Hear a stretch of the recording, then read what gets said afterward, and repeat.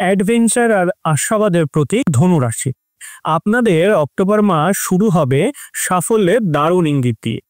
অক্টোবরের প্রথম 3 দিন বুধ আপনার কর্মগৃহে অবস্থান করবে, ফলে চাকরি বা ব্যবসায় দারুণ ফল পাওয়ার সম্ভাবনা থাকবে।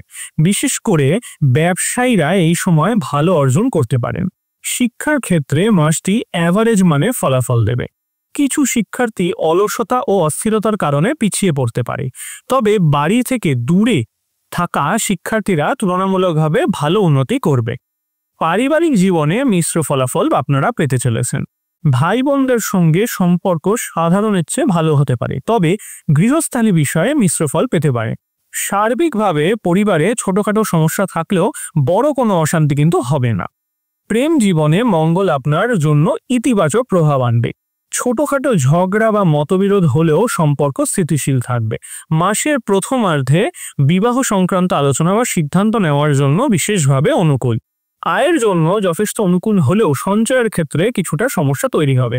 অর্থ সঞ্চয় ও তা নিরাপদে রাখার জন্য বাড়তি প্রচেষ্টা করতে হবে আপনাদের।